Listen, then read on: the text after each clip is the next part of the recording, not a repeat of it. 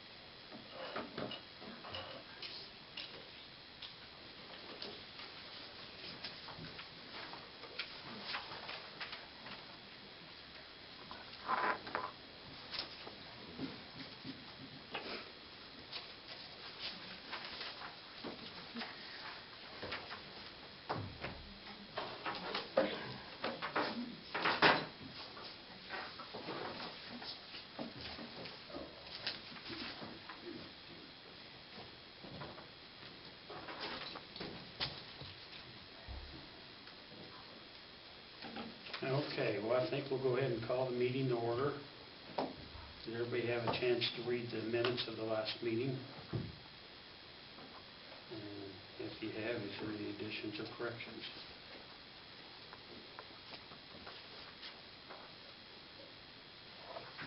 So moved to approve. Okay, been moved by Larry to approve the minutes, Second. second by Derek, all in favor? Approved. Consent agenda, we need permission for clerk to pay Highway 36 Association membership dues of $100.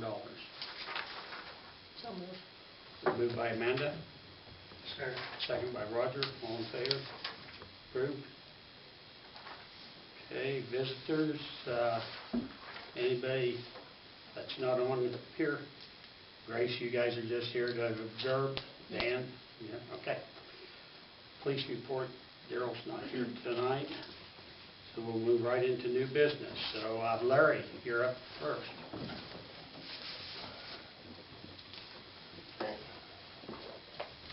How you guys doing this evening? Good. I'm Larry Farmbrook, and I'm an employee broker from Atwood, Kansas. What I'm here tonight to visit with you about is MASS, Medical Transport Solutions. This is a company that's been in business since 1974. They actually started a group business about 5 years ago.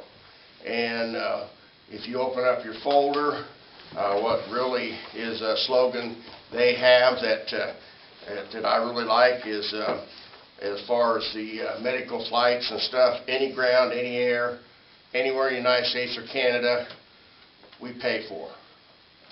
And with the group, if you make a group with your employees of the city, and then including you can sign on to, you can do that at $14 a month or $160 a year. Now this company, if you pull out that sheet that says any ground, any air, that tells exactly what the $14 plan does. Now, like I say, this company has been since 1974. They actually built their business. It's a worldwide company. They actually built their business on selling the worldwide plan for about $600 a year. And this, on your group plan, it covers your employee, their spouse or significant other, any kids at home up to 26, as long as they're on their health insurance or their tax roll. Okay. Next thing is, as far as the business being able to have a group, you have to offer insurance. That doesn't mean your employees have to take it. You guys just have to offer it. And then you can either do it as a voluntary benefit, or we do have what we call a census plan, where you can buy slots to cover all your employees. And then if somebody leaves, the slot is yours. And if you hire somebody to replace them, they go right into the slot. If you do increase your numbers, they are covered automatically till your audit time. If you lose numbers, then the next year you just pay for less employees. But that's two different payment plans. But the biggest deal is any ground, any air, anywhere in the United States or Canada. There's 220 providers in the United States, a little more than that, about 900 airplanes. I know in Atwood, I live there, there's 4 providers drop into there. You have to have 3 separate plans, and they do not cover any of the ambulances. My personal story is I picked up this company. I have 135 groups in another service I have. I picked up this company about 2.5 years ago. Last year, when I was in Hayes, they had to fly me from Hayes to Salina on the chopper 47.5. I just got on Medicare. I can tell you what Medicare pays, $10,000. And then I was billed for the rest. So that's what happens. And by the time you play 2 or 3 different plans, you have just as much money. And also on that 80 ground in a year in the United States or Canada, we do a return flight home. You don't have to pay extra for that. That's included in the flight. So if you was hospitalized in Denver, come back here to St. Francis to recuperate, we would bring you back to St. Francis. Okay? I know I was kind of fast, and I hope I didn't skip over too much. As you can see on the red sheet there are 3 different plans. There's a platinum plan, which is worldwide. It's $39 a month or $468. There's the one I'm talking to you about is the $14 a month plan, and then there's also an ambulance plan for $9 a month. Now, when you roll this out, you can elect it. Your employees can get all 3 plans or just one plan. It's however you want to sign on the contract of what you want to offer. What's the difference between, I've got both of their flight plans. Yes. What more do you have to offer? We pay for everybody no matter where you're at. What 2 flights do you have? Life number and, Life Team and AirMed. yeah. Okay. AirMed has 4 or 5 providers they provide for. Life Team has 1. So you cover with 5 providers. There's 220 providers in the United States.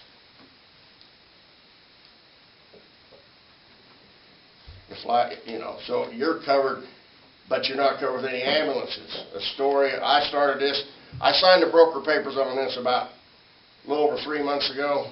I've actively been selling this for the last 9 weeks. I've only been in 4 towns, got 18 contracts, put on over 250 people. But the thing that goes on, a banker in Atwood was flown from Colby to Denver. He had Eagle Med, and they paid for it, no problem. The ambulance ride from the airport to the hospital was $5 grand. Blue Cross and Blue Shield would not pay a nickel for it because it was out of network. We would have settled on that.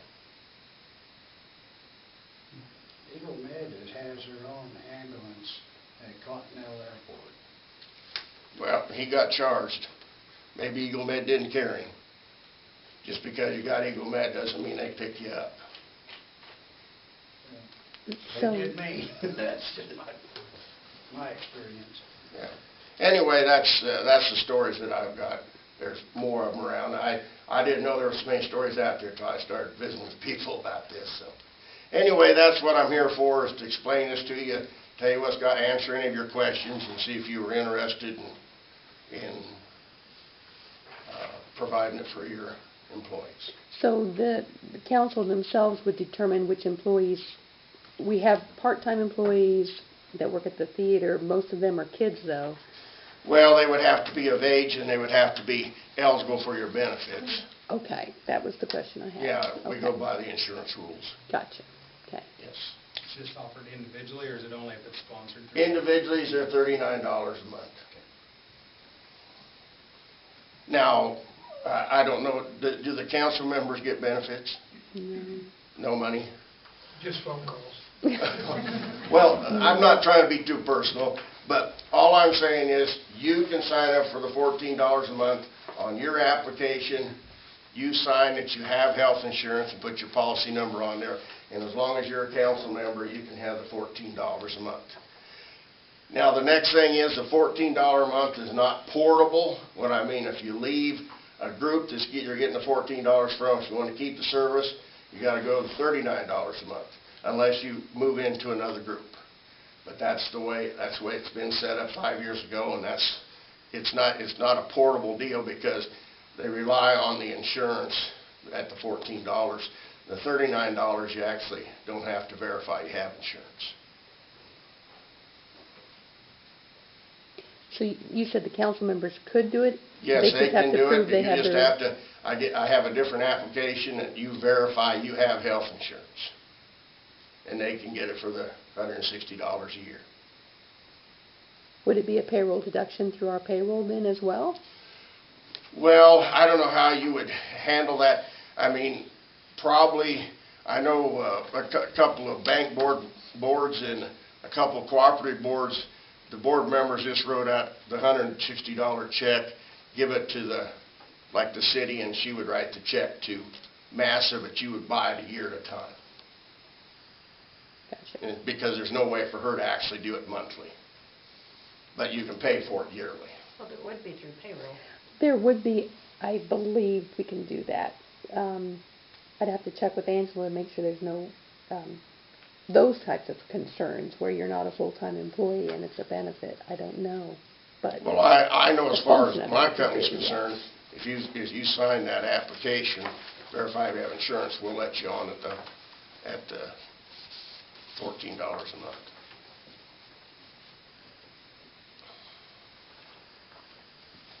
So, anyway, is there any more questions? I don't want to take too much more of your time. Anybody have any more questions on it?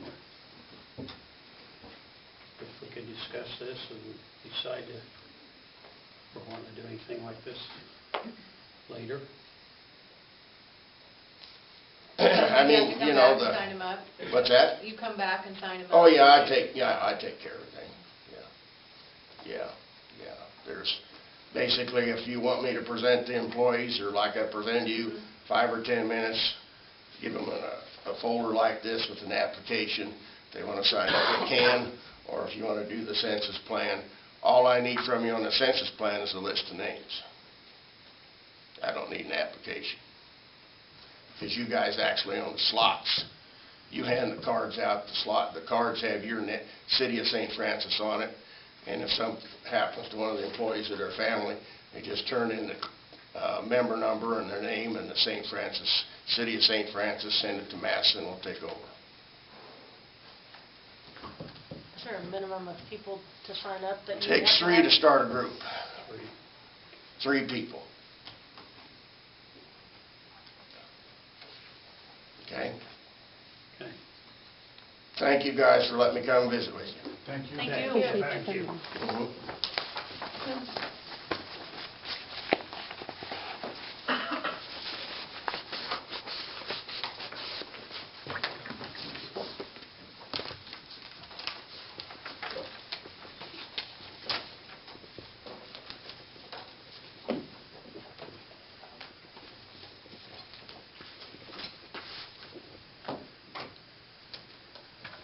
Okay, well, let's move on, and Bruce, you got the floor.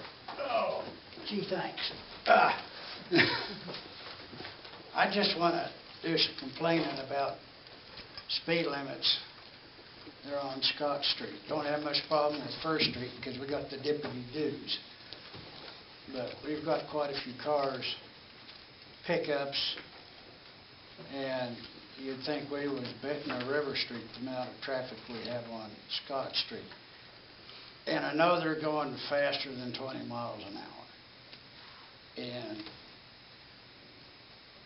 how fast they're going, I'd say I've had a couple that's been doing 30 and 40, and they don't pause or hesitate at any intersection. They're headed for the highway. And I've had people coming down, they don't even slow down when they hit Spencer. Then they bottom out when they hit that last dippity do. But now that school's out, we got kids playing in the streets, and we've had it here once that I can remember years ago, but I'd sure hate to have somebody hit one of them young kids. And we got a neighborhood that's now got some young kids that are out playing and parents aren't around, so not in the immediate vicinity. Some of them are pretty good about looking both ways. Some don't. Some accidentally just end up out in the street chasing something or they're on their battery-operated little scooter, and they go down the driveway out into the street. I'm just here as a concerned citizen to make sure that we don't have any of those accidents. Now, I don't know how to present a problem, put up signs, children at play. I have no idea. But and it's not people that live on that street. You know, I'm guilty. I do about 25 occasionally.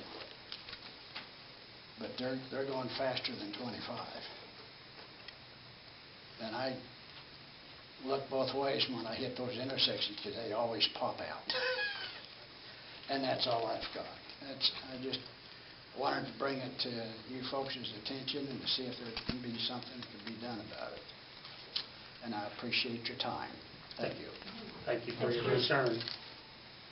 You see something, Darrell? Yeah, we'll mention something to Darrell.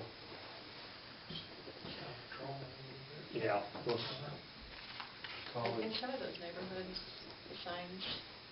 I was gonna say, what's the requirements again, a sign just asking, J.R.? mhm. Okay. Yep, and then just, we usually try to make sure it's okay with the property owner to put it on the right of way right next to the house, which is no big deal. I give it permission on mine, but I just put it up for sale today, so. Well, there's certain areas where it is amazing how many kids are in certain areas again. Up in my Yeah. old neighborhood, Parkway Drive, all of us grew up in, Yeah. are older now. Now it's a whole bunch of young kids up there. Yeah. I noticed A there's a whole new bunch. sign up there. When Yeah, put new ones then. Susan bought that house in '85, we had a bunch of little ones, but they all grew up and the parents left. Yeah, They followed the kids. yeah. And now we got young people back in the neighborhood, and now we're getting a new crop of children coming up. I like to see them to where they get out of school and go off to college and do their thing. Yeah. Okay, we'll mention that to Darrell and see if he can, him and, can patrol that a little bit more and stuff, and look at that. And we ought to probably have Darrell just sometime, if he thinks there's a place where we need a slow children sign to just ask, tell you, so. Yeah, in the Uh, 18 years I've been here, we've put them down and, or Yeah. taken them down and put Right. them up in different places. Yeah. That's where people have concerns. So Yeah, we wouldn't do that. okay. Okay, thank you. You're welcome. Thank you. Okay, Ron, you're next. I just have a couple of issues. I sent a letter on each. The first one is this $20 penalty on the utility bill situation.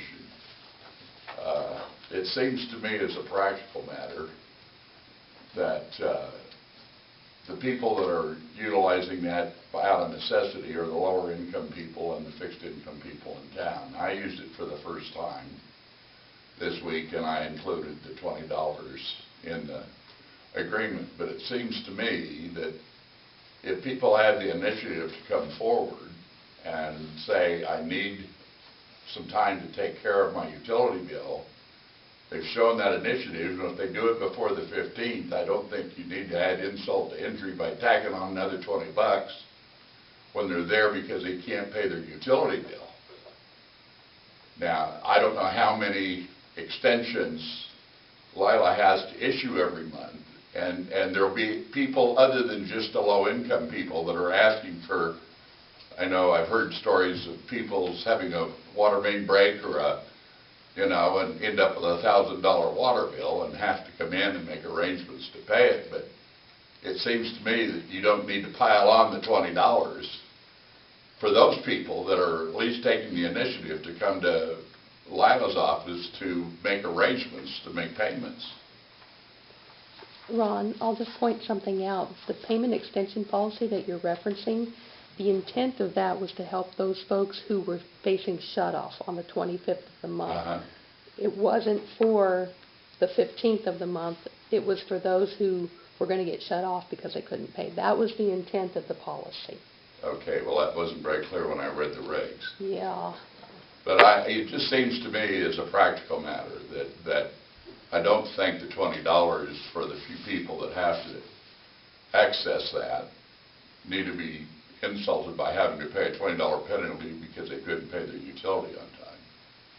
Or people that ignore it, I certainly understand. And people that don't pay any attention to due dates, that's legitimate. But I think for those that take the initiative to come to the city and say, I need some help or I need some time to pay my bill, that they shouldn't be tacked that additional $20. And I'd like to see the 15-222 amended to reflect that exception. The second issue is one that I brought to the City Council's attention a few years ago. I got a little more information, and I've included some detail that I collected from Lincare and Apria regarding those in Cheyenne County that have 24-hour concentrators that run electrically. And a calculation sheet that is from the industry that shows what that concentrator running 24 hours a day, 7 days a week will consume for those of us on a concentrator. Now, obviously from the distribution, the rural people probably aren't on our utility system, they're probably on rural, but it seems to me that of those again, this is a cost-benefit analysis of people that on fixed incomes and low income. Utility bill is absolute necessary every month, and yet sometimes they have to give up something else in order to pay the utility bill. And I look at my bill, which for my little 800 square foot cottage is the same as my mother's 4-bedroom house. And the calculation would show that I'm paying an extra $59.81 a month based on my latest bill for that concentrator.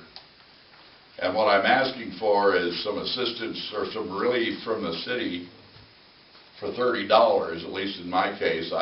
It's about a cost share arrangement to where I could get some relief for what I consider an extraordinary expense that not everybody on the utility system has. Now, someone else may have another issue with some additional expense, but it seems to me that when we can offer tax abatements and utility abatements to people that want to bring new business to town, that we can find a few dollars to help those of us on fixed incomes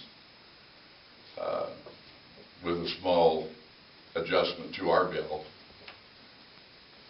I'm not asking you to pay 100% of the additional charges, a portion of it, it's about half.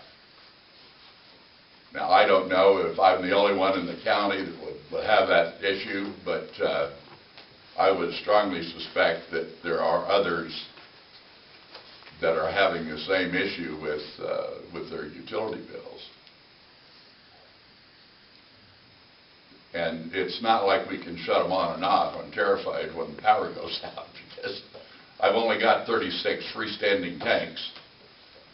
And when we're out for over 8 hours, I have to go to the hospital. So that's less frequent than it has been in the past, but there were a couple of nights it was pretty crazy with no power and I can't run my concentrator.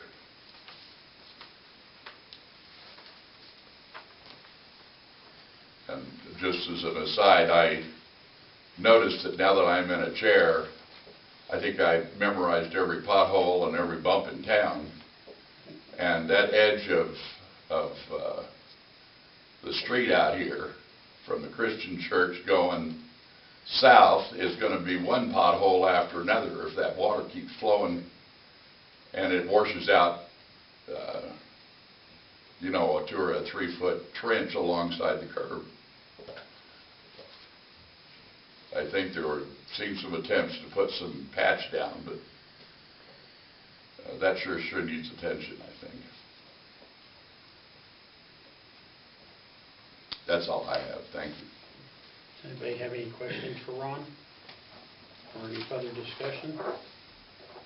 So on this page here, what you've calculated, the Yeah. the 5981 is monthly, what, just Yeah. running the concentrate? Yes. That's my cost every month, the additional cost to my utility bill, according to the calculations. And I think the calculation would probably be uniform for anybody running a concentrator. Most of them are the same size, and they run using approximately the same amount of electricity. So it would be for each of the individuals in the community that have the concentrator. I'm guessing they're paying an extra $60 a month, roughly, for running a concentrator 24/7.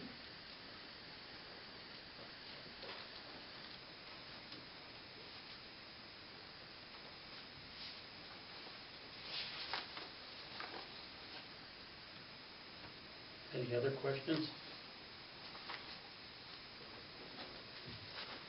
Well, I think we'll look at this stuff Thank you. and see if there's something that we can do. Okay, thank you, Scott.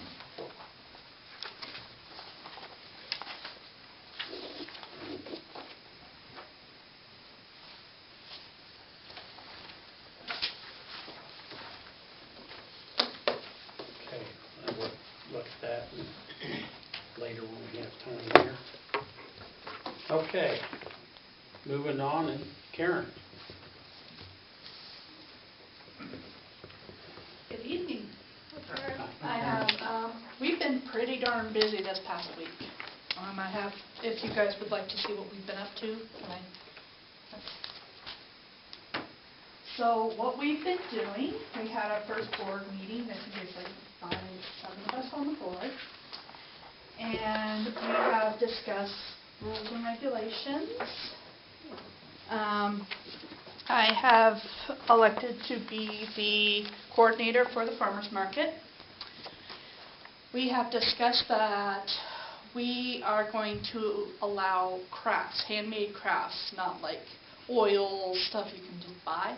We're going to have like arts and crafts allowed. Because we had discussed with you guys about possibly doing like garage sales. We are not at this time going to allow that. But this kind of opens it up to like little kids. Like if they make, I don't know, slime, they can come and sell. I actually approached a girl and she says, oh, we don't make it good enough, but just the idea. And I got 2 little girls that loved the idea of being able to sell their crafts, which is awesome. We are going to probably get like a speaker system, because I can't find any live music. There's no musicians in town, which is okay, but we're going to like have live music through a speaker system, which is going to be fun. Yeah. We have decided to do it from 9 a.m. to noon so we can hit the lunch crowd. That way, if you're hungry on Saturdays, you can come down, farmers market, and get some yummy food. Candy has spoken with Becky from Becky's Buy Rocks, and she's kind of on the border of if she wants to come or not, because she is worried about electricity. Because she says every time she plugs in, she blows your guys' circuits.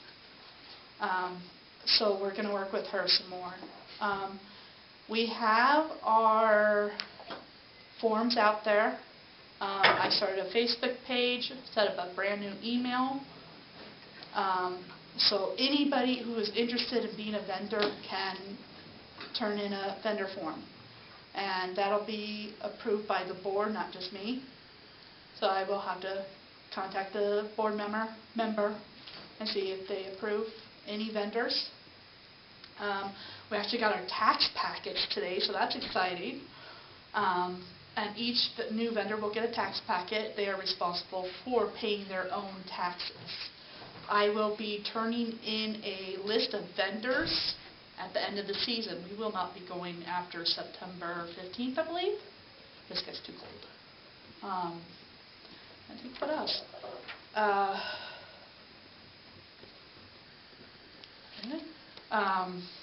But I haven't gotten any vendors yet, but we were 2 weeks away, so I'm still looking for vendors if you know of anybody.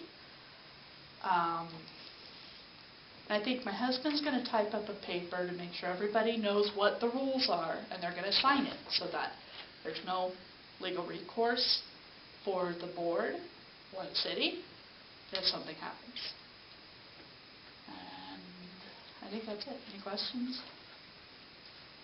You know, as far as the electrical down there, we've upgraded all the plug-ins down there. Right. They should be adequate. I'll have, because Kenny just spoke with her, I think, today. Yeah, they work. Yeah. She don't like the way they are, but they work. They always have. The upgrade we have, we're looking at changing a couple of those to 50. I talked to you guys a little bit about that upgrade that we was looking at doing. She wants 50 instead of a 30. Which is what we have, but it's the wrong, it's the 3-pin plug that are on the poles. Those were assumed to be 30s. That's actually a welder plug, and that's why we put in 30s there. But yeah, hers requires 50 or 2 30s, I think is how she ends up hooking it up. But it works. It's just not convenient. So. Yeah, I didn't talk to her, that's Candy's, but, what was that one thing I was going to tell you? Shoot. I don't remember. Oh, we were talking with Fresh 7. We were talking about doing a coffee bar every morning. We don't know how that's going to work quite yet, but Fresh 7 is talking about being a vendor and selling their coffee beans and kind of promoting their business. And I think we're speaking with some people who want to sell like burritos, tamales, so we're working with them. I just know it's going to be a lot of fun. I need more people, because as of right now we don't have anybody, but I think closer to it we'll have people. And I have a question. Yeah. You said something about having live music. Have you put it out there that? Because I haven't seen anything. Well, I put it on Facebook. I did a buy-sell trade, and people are sharing it. So my expertise is Facebook. I can probably promote it around town by putting up flyers, but I don't know if there's people comfortable enough to come out and do that. I know one young lady that would probably do that. Oh, yeah? Yes. Okay. And that's why I was asking, and maybe if there's something in the paper that... That's Yeah. perfect, Yeah. yeah. Because there are a lot of musicians in town. Yeah. Maybe I just can't reach them. Well, they don't all do Facebook. Exactly, yes. But I encourage that the forms be submitted by noon on the Thursday before the market, so it can be board approved. That way I can get all my ducks in a row, make sure everything's good with the board, and then and we have it so you don't have to set up the whole time. You can come for a couple hours set up, and we just wanted it to extend it till noon just to hit the lunch crowd. And they get the packets from you? Uh-huh. Every time a new vendor comes in, I pass out a packet, and I get that paper signed saying they understand the rules and regulations. I think on this it has like where to go and get the rules and regulations, but CalCrate has the forms and regulations, and so does the Conservation Office. The state is a little stickler when it comes to pre-made food. You can only sell it 6 times out of the year. But that's where the community center with the garden kitchen will come in very handy. Because that way people, it'll be made in a commercial kitchen, which actually makes it better, and they can sell it more. And I have several people that are worried about that because they don't have commercial kitchens. So how are you filling that hole? The commercial kitchen?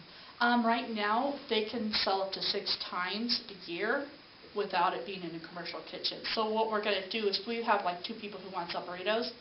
We're going to alternate. We're not going to have 2 light stands when it comes to ready-made food.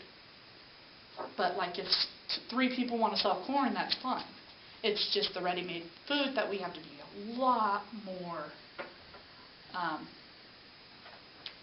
judgmental. Not judgmental, but you know what I mean. And So the Facebook page, I made a page and I have to delete it because it's not very user-friendly to people. So I made a Facebook group, Cheyenne County, Kansas Farmers Market. That way we're going to let people post what they're going to sell, get more people interested. Because if somebody's looking for tomatoes and somebody's selling tomatoes, they can put it on Facebook if they have Facebook and it'll be there. I might even post for people if they'd like. That way everybody knows what's going to be there this Saturday. Okay, and you're gonna do it over the park. Are you gonna do it in the street between the two parks? Or where was you actually gonna set up? In the park, like Right on the in the grass. park? Right In the in the grass, park. yeah. Okay, And like I said, we're looking to purchase a speaker system with the microphone and stuff, and then we could just like have like iTunes or something playing until we can get some live music. But we also are offering whoever wants to play live music, they can sell their CDs. But we can't pay them, but they can get donations. So it's kind of a win-win because then they can get their music out there as well as get tips if they choose to do so. What's the date you're looking at kicking this off? The 6th. So July 6th, 9 to noon. We're trying to get lots of vendors for the first one at least, just so we can pique interest. And then we're going to do it every Saturday morning, weather permitting, of course. And then we're going to try to do a food festival. I think you guys heard I'm trying to start up Taste of Cheyenne County, like Taste of Colorado. We are tentatively planning to do it right after the fair parade, like literally right after. So I need to get myself on that soon. But that's coming soon, isn't it? But that'll be fun. Lots of fun. Any other questions? So I think the only thing that you guys have to do is waive the vendor fees for the event. I remember waiving the vendor fee. okay. Okay, Roger moved and Amanda second. All in favor? Vendor fees have been removed. All right. Thank you very much. Yep. Good. Well, Good thank luck. you. Yeah. Looks like you've been putting a lot of work into it, so. Oh, yeah. Thanks, Karen. This would make Mike happy. Yeah. Where is he? He couldn't be here tonight. Oh, shoot. Did you leave a copy? We'll get him a copy of it. Yeah. So do I leave it with? Okay. Thank you. And if anybody has any questions, you know how to get hold of me. Okay. Okay, thank you. Thank you. Karen. You want?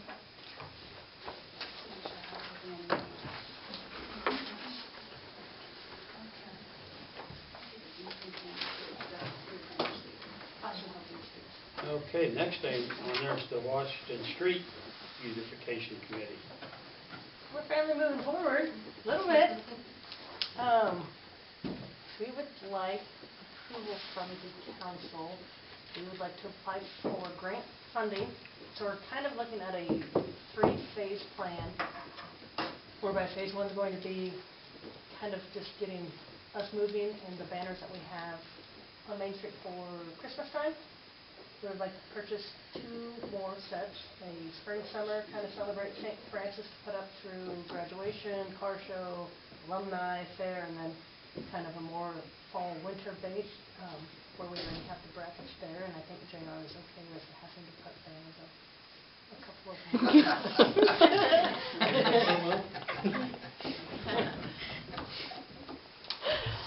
Anyways, we would like to apply for grant funding through the Community Foundation, and their grant applications are due the end of the month. So we would like approval from the city, and I had some figures from Heather, and I don't know that I have.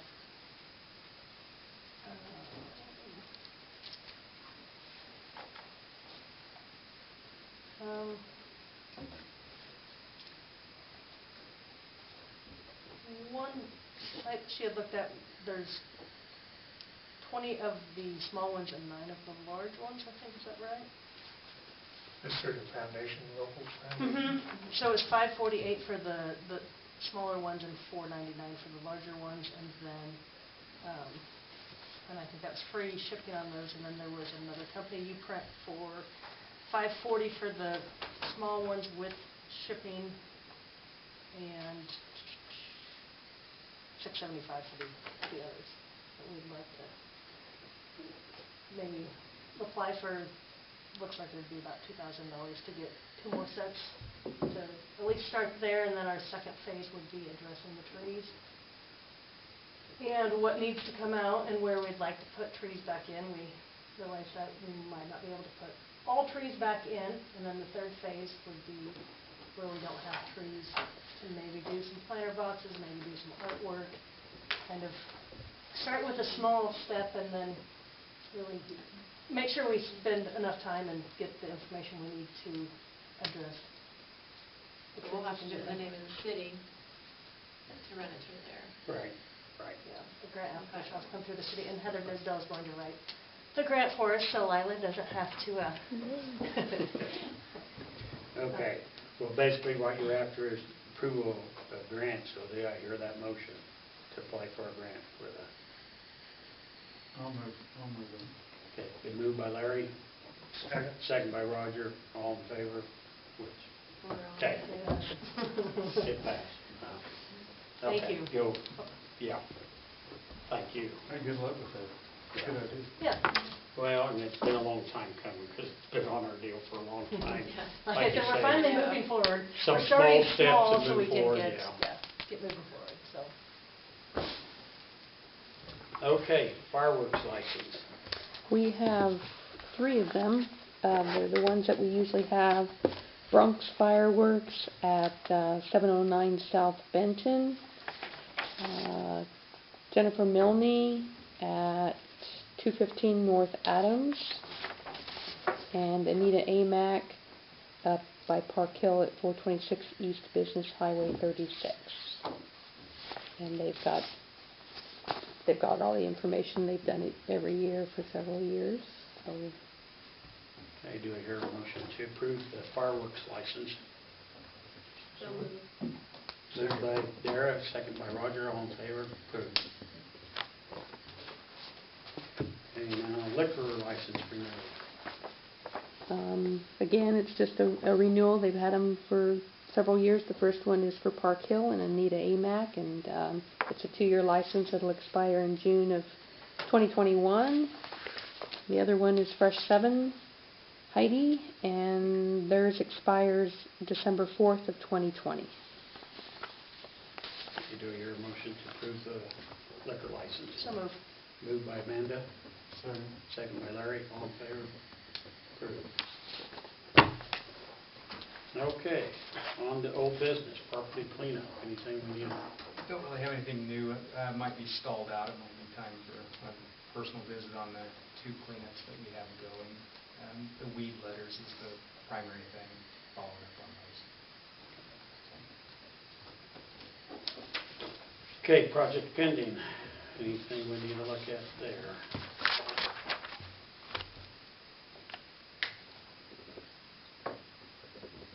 I did get an email just today from Lacey. She hasn't forgotten me. She'll be working on trying to get that link set up on her website so we can get moving on, getting the minutes out there, at least in the audio format, and then Amanda. I'm still looking at visiting with, thought Matt Wilson would maybe have some thoughts, and Eric Harper over at the county, and I know Eric and Scott were talking. There's been some caution with other counties. Scott was at his annual conference about using YouTube, because once you put your videos out there, you have no control over them. They're no longer yours. And so I know Scott and Eric have been looking into other companies. So that's a concern that we'll have to keep in mind and look at what we're going to post does. I did get a call from Scott about that this afternoon, and he said it was very cost prohibitive, very costly to go with the other methods, whatever they are. So he will keep me in the loop of whatever the county's doing, and we should probably maybe follow suit with whatever they're doing. But When they said That's they liked only the company option. that Sedgwick County went with, I'm like, well, I'm pretty sure they have more money than we do. So, but they said that they're advising county clerks not to put them out on YouTube, but they're not telling them really what to. I don't know what your other Yeah. options are. I don't know either. Why couldn't you just put a JPEG on their city website? Well, that is something that Jerry suggested, my husband. I don't know if we have enough, I don't know if there's a space limitation with our website, I don't know. If we start running into cost issues with putting it somewhere else and they're saying not there, it's just, we Yeah, have control of yeah. that one. I'll check into that. That sounds like a better deal. Mhm. So, Curb and Okay. gutter is on that list ongoing. Of course, there's been some discussion about the ability to protest that in the event we, put the full cost on. I don't know that, I think we just need to keep that in mind. I mean, that's going to come up pretty quick on our grant application. I would assume we have to be clear on that. Yeah. If we're going to have if any part of that money goes towards that, and if anything's returning, how much? I think at the next meeting, it would probably be important to think about what standpoint we're coming at, whether it's full cost on the owner, which I know has been discussed, but by what Mike says, then it's protestable too. So, We talked about having a second meeting one time, just out in the street, yeah. I know Mike said the other day, you got to go on ballot, right? Is that- We're working on that. Oh, going Yeah, on. we've got to get a timeline on that. I think the curb and gutter is probably the only wild card we actually have. Yes. Because that's something that can be the other two were voting, but they still would have, once notified, they have the ability to protest that if they're going to be part of the cost, which obviously all our discussions previously were that cost would typically go on the landowner, or it has in the past, but anyway, we just need to, I think that's going to come up on us relatively. But that's specifically what the money's spent on. That's important to know that very soon. Yes, yes. By July 8th. You guys have the timeline, I think I sent it out. for But everybody. even if the responsibility is the homeowners, but they can ask for it to be put on the tax roll, Yes. we still have to pay for it up front. So We we do. have to know. We do, but okay, so for the grant application, you have to say what you're paying for, whether any of it's coming back or not, I think. So we would Because just you're have to matching money, specify if that. you're getting part of your matching money back, of course, it's not the same as matching money. And I think it's something that's, have you talked to Justine about that? No. I just thought of that when I looked at this, because I thought it was in such good line with everything, and then I keep remembering Mike talking about the protestability on the curb and gutter, so. That'd be the part of the share that the city matches, or what we put in would be. So it's dollar for dollar, it's 50/50 for grant application, but we're talking about something that has a potential return. I'm not sure how that fits, that's a Justine question first, but an answer we're probably going to need to have relatively soon. It also depends on the blocks that we're choosing, which I'll get into that in a minute, but I just think we need to keep that in the forefront, because by the next meeting, if we have those numbers, then we publish it that week. Yes, it has to happen that week or we won't have enough time. So unless For we the pay for all the election. curb and gutter, it's something we need to have clear on what we're going to do in our notification to the property owners. And again, without the streets being designated currently, I don't have numbers, but we are not, I guess it's important to point out, the worst part of town is not going to be part of the first phase, which is Sunny Hill, for the simple fact it won't meet the LMI requirements. So it may be a much smaller piece of the cost.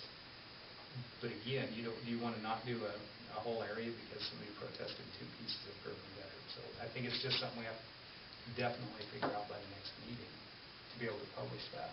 But that's a Justine question first and foremost. Mm-hmm. So We won't have a meeting Find out- put it on- on the 8th. Yes. Can't see just, it. hey, Lila, could you just put that like on the agenda? Because I won't be at that. That's the one I'm going to be gone at too. Yeah, I mean, but Mike's gonna, so Mike was supposed to have the 2 resolutions ready to go Monday night, but he won't if he does, if, I guess that's what I'm saying, is right Yeah. now, that needs to be answered by Justine, and then if we have to have a special meeting or something to figure out the curb and gutter, I think it's the last piece we don't have, is I guess what I'm getting at. Yeah. I think we'll have everything else, but that one that keeps coming up when I see it in writing, I didn't even think about it today until I see Me it. neither. So, So we will have to have a special meeting, and then, because we definitely need Mike there too. sure. And it might be something that can be done on the meeting of the 8th, because it needs to be, you need to decide what it is on the 8th to publish it that week. So it can be done on the 8th, but I'm sure there's a little pre-work to be done on what that decision will be. You're talking about the next council meeting? Yes. What is the next? Eight. July 8th. And the 8th is, because I can't see what Yes, it's. yeah, it's 8th of July. Unless we have something next week. Well, you'll be gone next week. Could we do something towards the end of this week? No? Well, yeah, no, I don't have an issue with that at all. Oh. I'm gone the whole next week, but I won't be there for the meeting also. And I don't know how important that is. Once I know what streets it are, I'll know how big of a factor it is. Tyler and I are working on that right now. We will have that this week before I leave. We'll know exactly what streets we are and what they cost, even though that we kind of stumbled on their core sampling and that stuff. So once we know that, we'll have a better handle on how big of a factor it is. Once we have that, if you had asked Justine right away, I'll have the streets designated, then we'll come back around to, okay, here's the amount of curb and gutter we're looking at. How do we deal with it? When you in?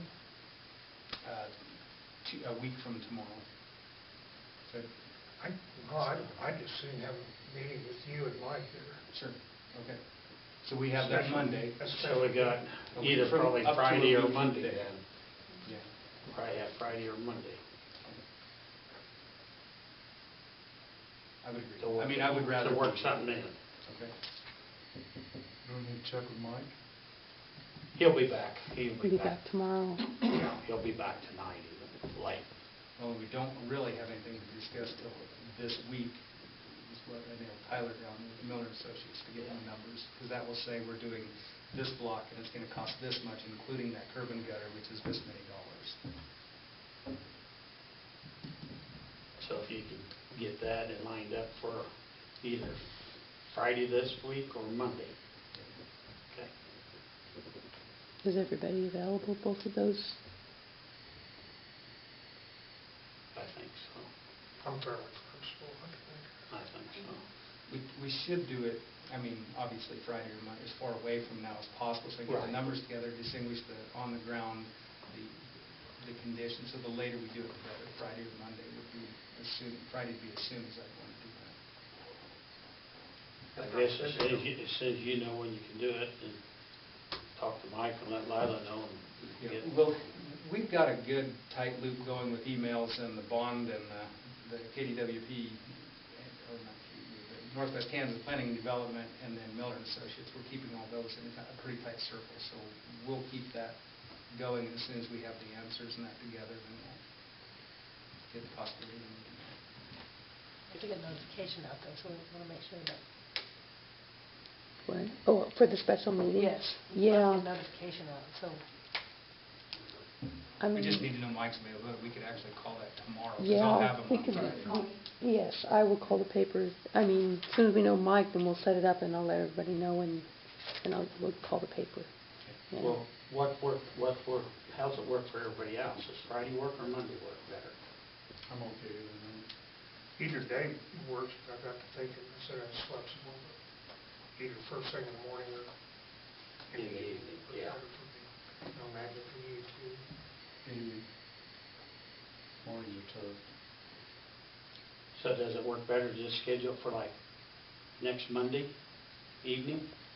And we'll Probably, just set it and probably. Give it Yeah. that time to get. give you make sure that extra Yeah. day on Friday yet to finish up things Do and that Monday. A Monday early evening meeting if possible, just to clear that up and, okay. That should We'll work. just And then check by the with Mike. 8th, we're just talking about what we're publishing. Yeah. That's good. So if we do it on Monday, what time that evening works for everybody? Anytime after 6 for me. I'm with Barry. Any certain time? 7:30, does that work? Too late? I do have something at 6:15. You have something 6:50. Mhm. Looks like it's 11:30. Okay, let's plan on 7:30 next Monday then.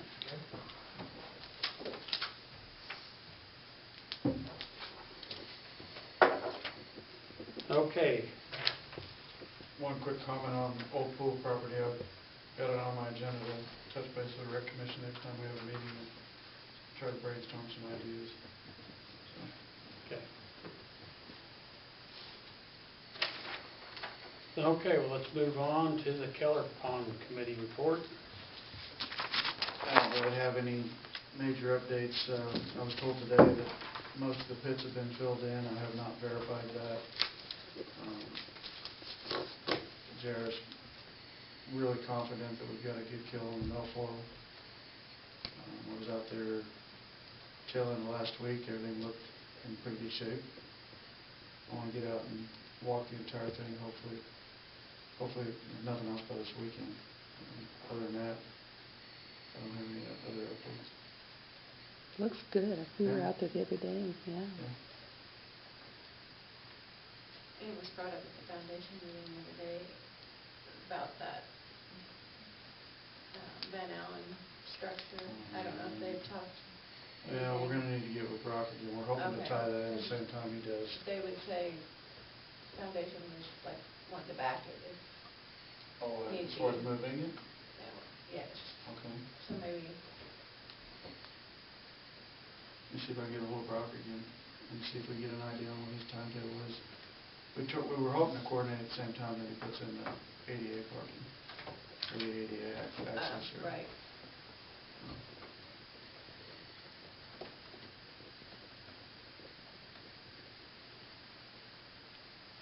Okay, do I hear a motion to accept and file the Keller Pond report?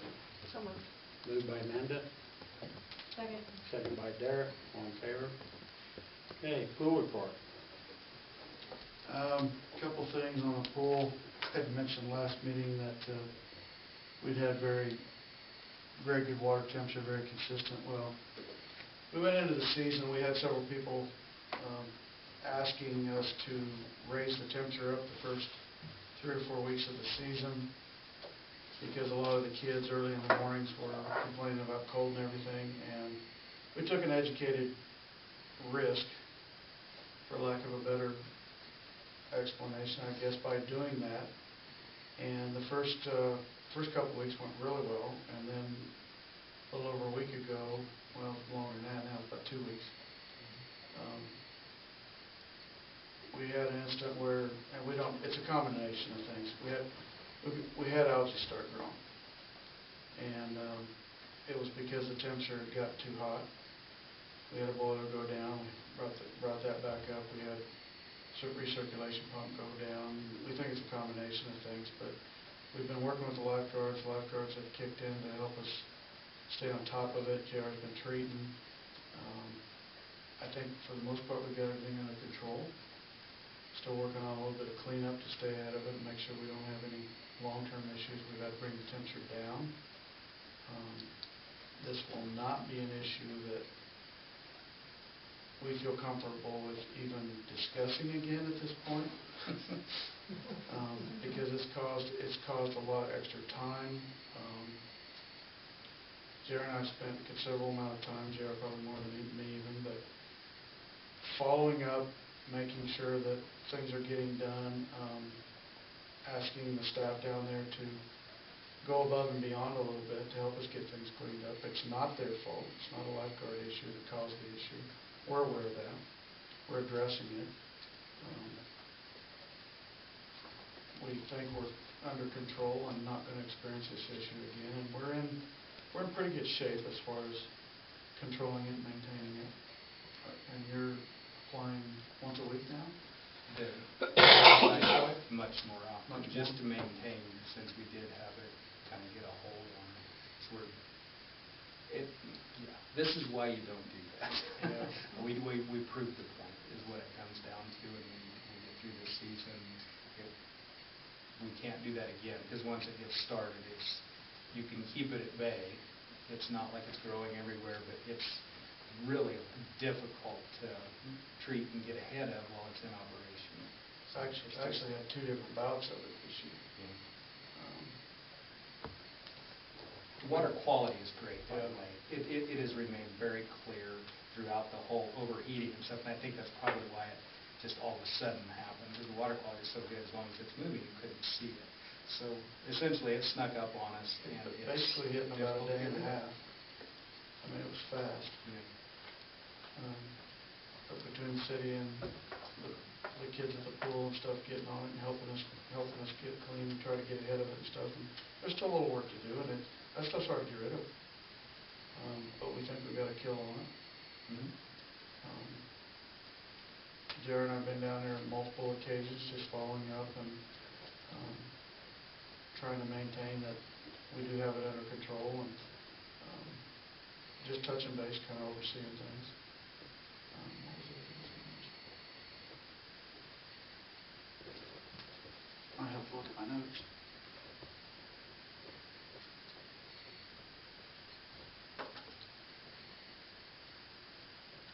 There was a swim meet, a kind of a qualifying meet that was scheduled for later in June, and it got yanked out of their hands. Atwood somehow got it taken away from us, and so we're not going to get that this year, but they are looking at really pursuing that hard, and that would be a huge draw to the community. I mean, there'd be multiple towns coming into town. I might add one thing, just former pool building commission deal, but I was going down the street and I saw Carruthers pickup parked on Main Street. And it was Steve. And so I pulled in, talked to him, said, what's going on? He said, well, there's a little issue with one of the water lines or something. Flange on the. Yeah, on the slide. I said, oh, really? I said, I didn't know warranty was still in place, and he said, it isn't. He said, this is just a goodwill tester from Carruthers, so. It's already fixed, too, right? Yeah, he fixed it right. they were He out said there right it away. didn't take him a half hour to fix it. We attempted to slow down a leak and create a bigger one, so we had no choice but to call. Yeah. But I thought that with some of the issues that we had with Carruthers, that spoke a little better. This has been a erratic year as far as weather. I mean, you got 60 degrees Right. one day and you got 80 degrees. We haven't had any hot weather yet. We're hoping that everything will kind of fall into place with the warm weather coming this week and everything. I mean, it's been tough to know how many kids to keep on hand, whether to open or not. One of the things that the pool board's probably going to discuss is whether or not we need to have a minimum temperature to open the pool. I guess Colby's got like a 75-degree minimum from what I've been told. That's definitely something we probably want to take a look at. We did have an incident alumni. For people that aren't aware, we had a youngster defecate in the pool. That's the reason it was closed by 4 o'clock, right? By 4 o'clock that afternoon. Unfortunate. He won the baby room. No. JR and Dan and Justin, and Mike, I got all that right. Enough, it was taken care of. But my point is with that is that they busted and had it open by the next day at regular time. So, but the weather's been all over the place this year. It's been a tough go for the first 2 or 4 weeks. So we're hoping all that levels out, and the numbers have been hit and miss. I mean, given the weather and everything. I mean, we've had some days as high as 100 people, and we've had some days where you'd be lucky to have 10. So, The shade structure's nice. shade structure's beautiful. It's already made a big difference on Might actually get appreciated this week. trying to Yeah. walk across that turf. Yeah, it'll make a big difference. I can't think of anything else unless you guys have questions. Maybe we pool report. Okay, then moved by Roger, Second. second by Dare, all in favor? Okay. Building permits. I have got 3 of them that I've got approved and 1 that would be based on me looking at. And I'll probably ask, usually lean on Roger and Scott to look at these with me, but I do have a request for a front yard fence of minimal height, so I'll probably be in contact with you guys about that specific one. But I'll take the unsigned one back.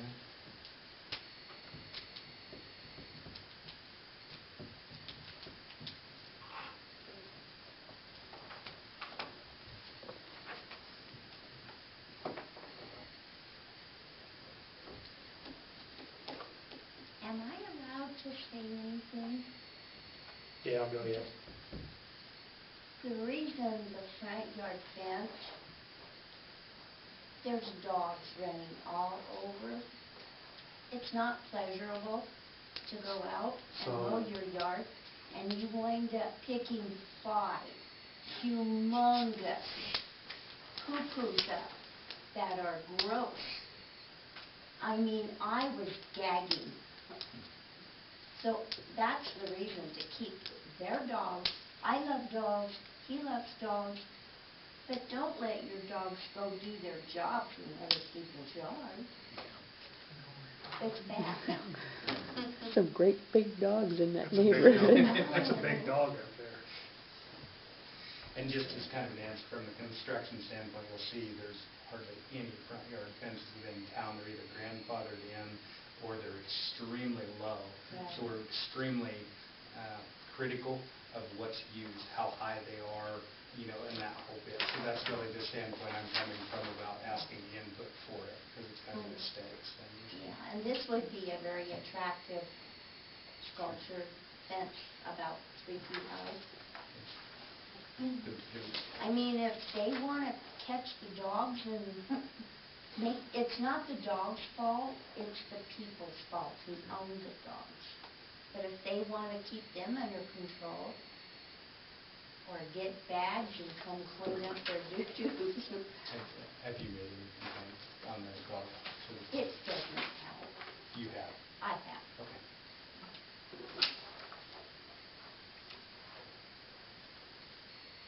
Big, is it that great big white thing?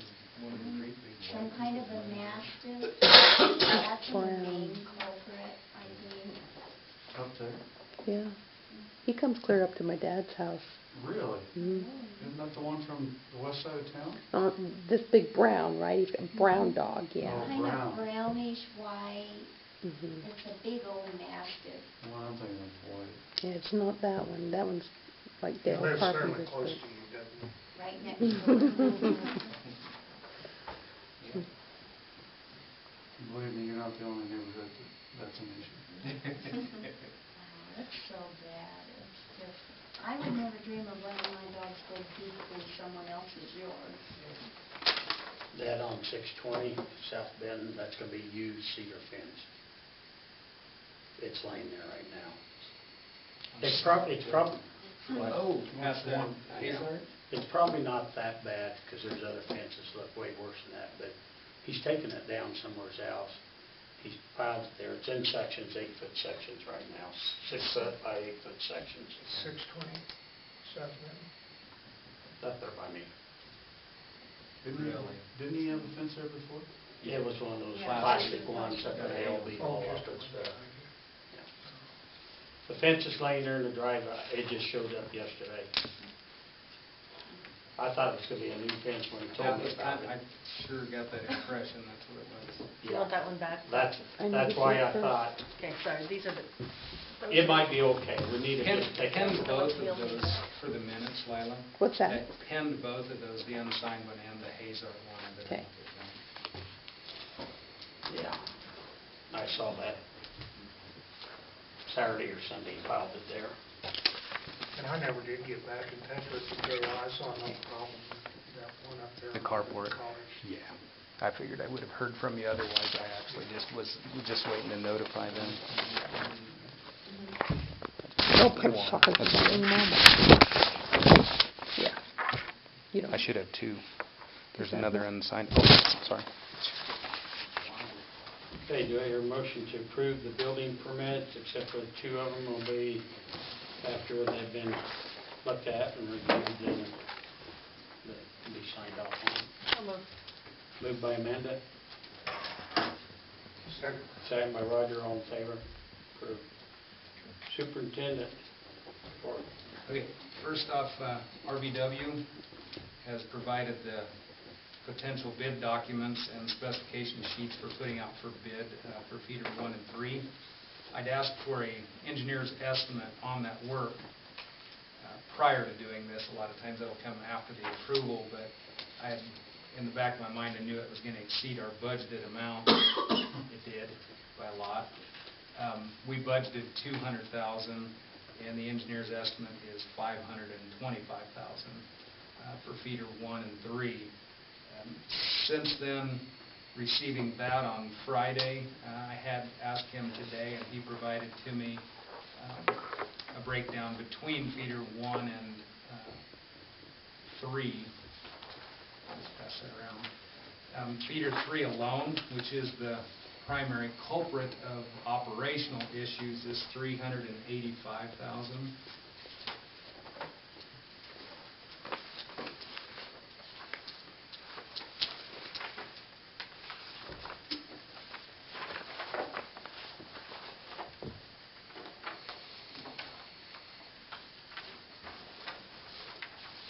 Where does that come from? Where's that? So it starts at the power plant, of course, and it comes down, and there's a spur that goes all the way up the alley from the old swimming pool all the way to College Street, and then it comes up and it goes to the north side of Main Street and right up to the back of the courthouse. And I've got maps on it, so you can see it. It is that much larger than, it's pretty much in proportion to the length of the feeders. Feeder 1 is $140,000 is the estimate on it, of course, the difference. And so I talked to Lila about this, everything costs more later.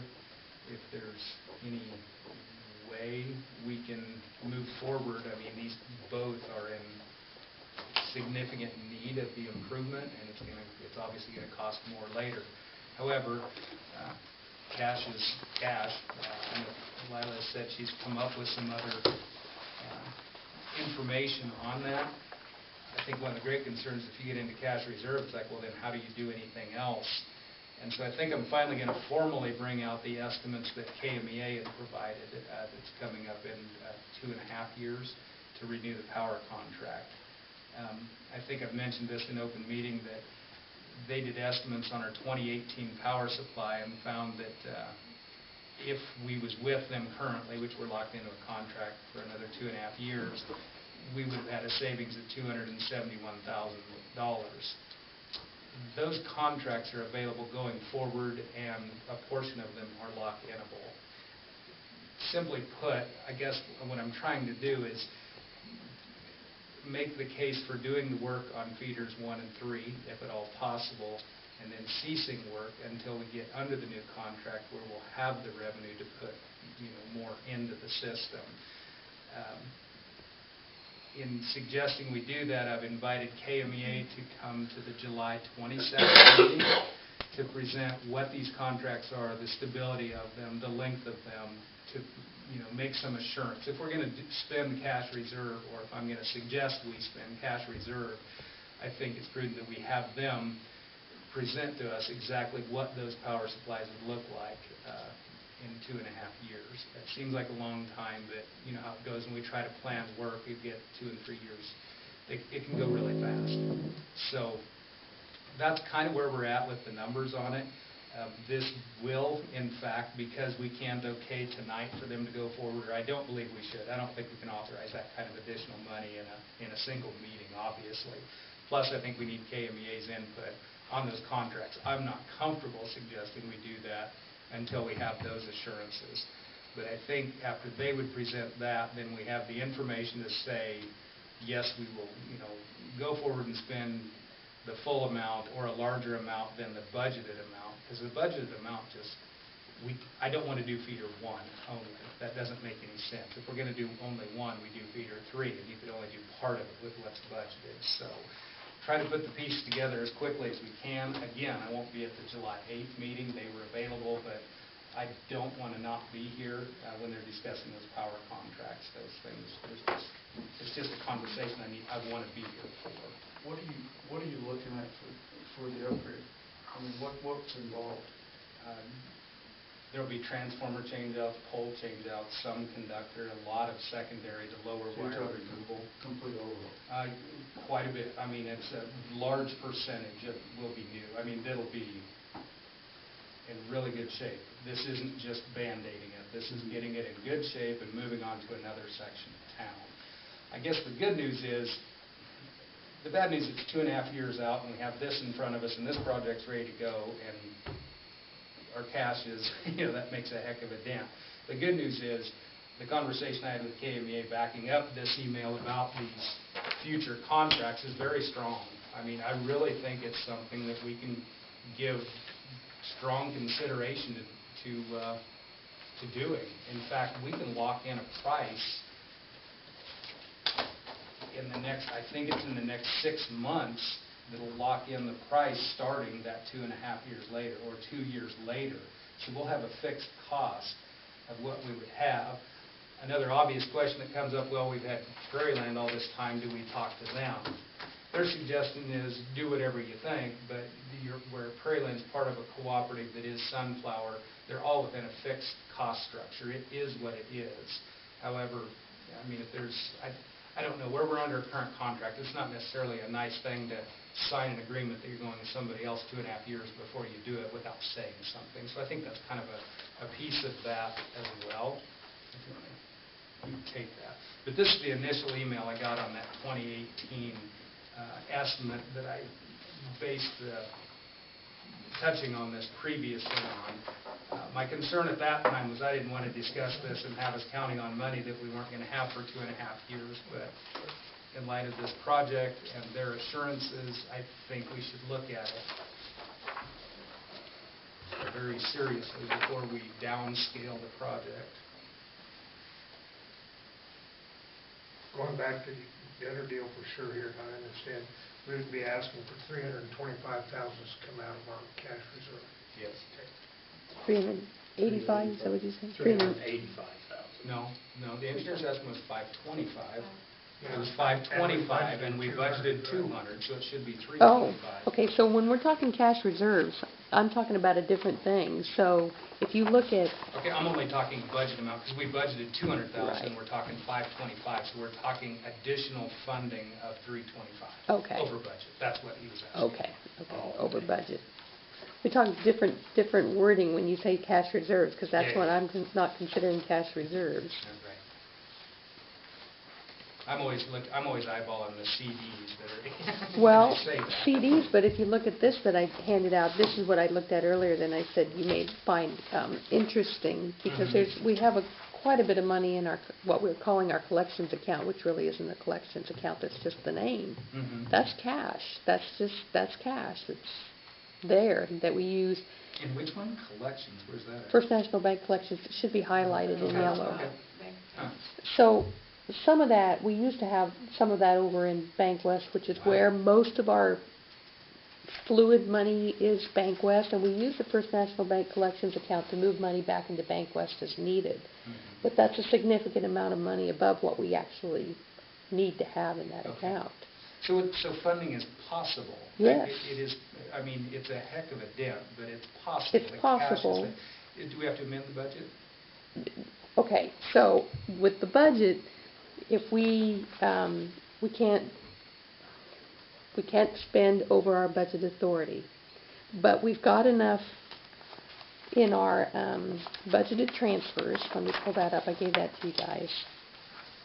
This is assuming at the end of the year we have enough money in our electric fund to do these transfers, but if we can do all the transfers that are budgeted, that's $290,000 above what we've got already in our capital improvement. So that would be $490,000. And then if you wanted to use, instead of moving money into equipment reserve, you can move it into capital improvement instead of equipment reserve. So we could in fact do it without amending. And I apologize. As long as we've got enough cash. I mean, Right. not cash, as long as we've got enough As long as we don't spend too much the rest of the year in our electric Where we can't do utility. the transfer. Yes. So I apologize for us having the conversation here instead of, before we come to the meeting, but we're literally trying to put these pieces together as we come to the meeting, so we can get these, keep it on schedule. So that's interesting, because our previous conversation was, you know, we just can't do it. Well, yes, maybe we can just do it. That's because I like to protect our money like the auditors do, but. Whatever the case, I think them coming to the next, the July 22nd meeting would be the point at which you decide, because without assurances that cash can either be replaced or future improvements can be paid for, or how they get paid for, I don't think it's... Well, it's good for the logical. public to know that too, because if we're going to go forward with that much money, we need to replenish that, and also the auditors to know it too, because they're going to say, oh, you can't spend that much. They're going to advise us not to, but Right. like Jared says, they're just advising us. And they will. They'll squeal about that, but it's the city's money, it's the city's ability to use it. There are more cities out there with less cash reserve than what we show, and a lot more debt. And I'm not suggesting we just jump on that bandwagon, but the city of St. Francis is not in any kind of dire situation when it comes to debt or lack of cash. The second piece of that thing in putting this out there, the 271, you know, we're working through a bond issue right now, and it becomes very clear just how expensive it's going to be to do the electrical work in town. It's a totally different animal than rebuilding that to the well, which I think we did it for $190,000. And this for, you know, per span is just multiple cost over just because of the complication of it. The reason I bring that up is every time we try to do a project, it's going to be over your budget amount, even if you're gaining $250,000 a year, say that's our cost savings on the power supply. So the obvious thinking where we're working through this process with bonds and that is that 250, 270 could certainly allow you to do a large-scale project and retire the bonds with that money. And you'd be able to move faster. If you do it at a rate of $200,000 a year, this shows you how long that's going to take, as opposed to cutting it down in, say, 3 sections and getting it done in a 5-year time period and acquiring the bond debt and retiring it with that. Because we have cost escalation too. Yes. Over that period. It's always going to cost more to do it later, no matter what you're doing. So again, you pay that interest in the bonds, but you're going to come out ahead on doing that. Another piece to splitting the project into those 2 feeders, I asked the engineering firm, actually Doug, what the actual additional cost would be to doing feeder 3 one year and feeder 1 the next. He thought as much as 15 to 20% more. So that builds the case for do as much as you can sooner.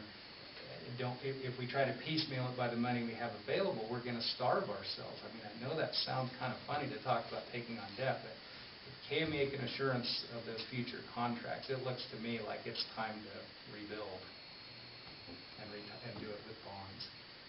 So it's going to get complicated. I mean, just like the streets are, but I think the future is actually pretty bright.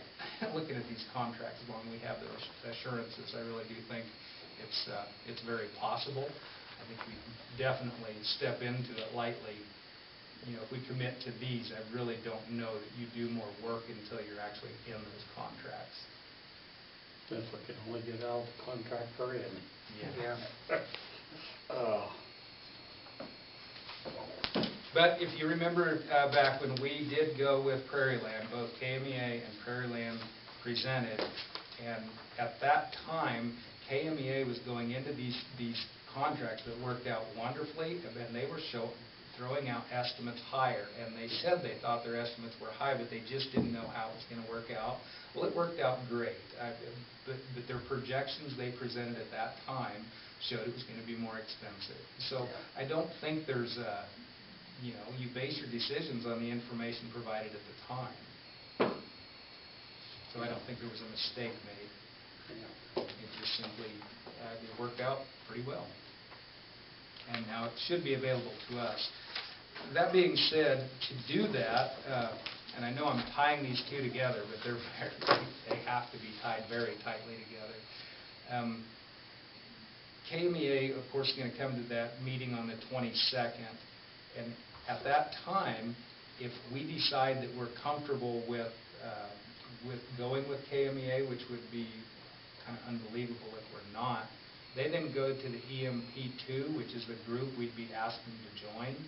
At that point in time, they would, at their meeting, say, okay, St. Francis wants to be part of the EMP2, which is the buying group, all the cities, and then we would be allowed to get to sign an agreement with them that would allow us to lock that price in that is then 2 years later.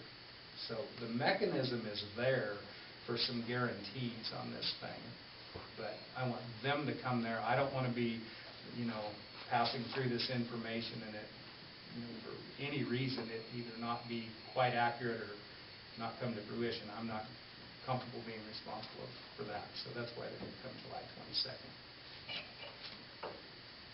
There, in our contract with Prairie Land, is there a way and a penalty to get out of it? No buyout. No, it's renewable. That's it. It would require a breach of contract, of which they have done nothing of that.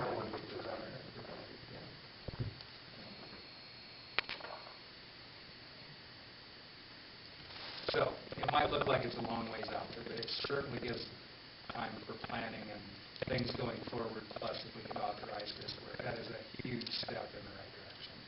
So, I certainly hope that's the direction we go, but that has to be based on KMEA's assurances of that money, because if it's not there, then I'm not sure what to say. Plan B. I don't know what that could be that would turn out good. So, any questions on the RBW or KMEA?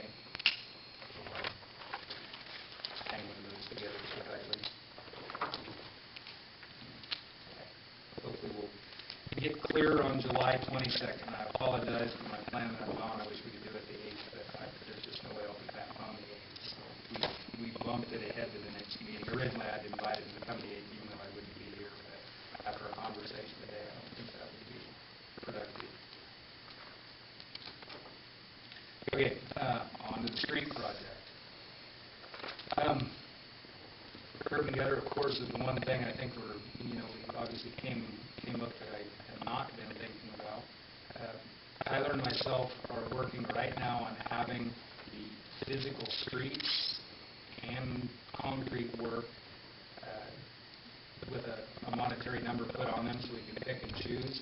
We are limited this year to the $1.2 million, which is the $600 city and $600 for the CDBG grant.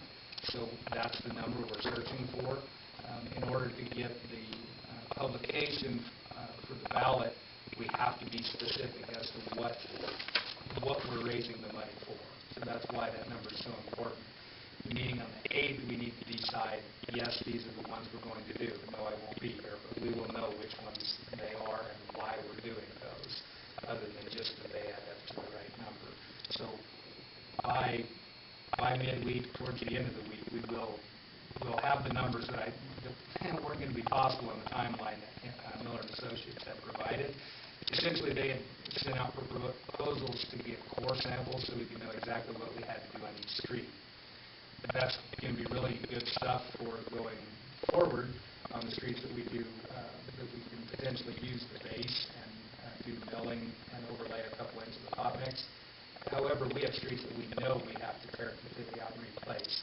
So in order for this first year to work, for us to be able to come up with those numbers, we're going to stick to just those streets, because anything you overlay or mill down, you have to know what's underneath it.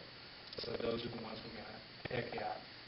So far, the ones I'm really after are drainage issue ones like Parkway, that's Larry Street, and then Francis Street on the end of that, which I'd like to do in concrete just because it's a water set location. The sand is always there. That's a nightmare. A little section, a little half section of Francis Another one is North Scott, that's another drain street, it's concrete, that's a half block. There's a Webster Street up there that's completely out. Benton, first two streets north of Main. Denison, first two streets north of Main. Those are the ones that we're kind of aiming at right now, but he's going to put a number to all these, and then we'll look at the curve together and have those numbers together. So on the 8th, I'll have suggestions and maybe some alternates on that for the council. But at that meeting, that's when we have to know what those are. You know, at that special meeting, okay? What's that? Yes. Yeah, for the curb cut, yes. But on the 8th is when we have to designate those in order to get the publication, right? But we should be educated by the spread. Absolutely. Yeah, by the 8th meeting, we should know more than plenty at that time of which ones we're going to, yeah, sorry. Just didn't remember what we discussed. Like I said, the cords, that's still really important information, but they put like 30-day time limits out there. There was no way. We have a 10-day window right now? Yeah. Is that what we're on? So if we, we can't slip a date. And that's, so. Anyway, Miller Associates has been good to work for. They just missed that. They thought we was running on Northwest Kansas Planning Development's timeline to apply for the grant, and not realizing that for the bond issue, we had to have the information much sooner than they did. So we are on track at this point. Any questions on the street work? I think it's all more just getting more information to you to make the decisions. Okay. Just the last thing I've got on here is Dan was wanted me to ask if he could transfer 40 hours of his time over. His anniversary is on July 19th. Some of us sure get in the habit of doing this year. But it's time earned, and we try. He's still got to take quite a few days off just to get it down to 40. But he thought he could. So that's all right. I'd like to transfer that into his next year. He did that last year, too. Yeah. What are you looking at me for?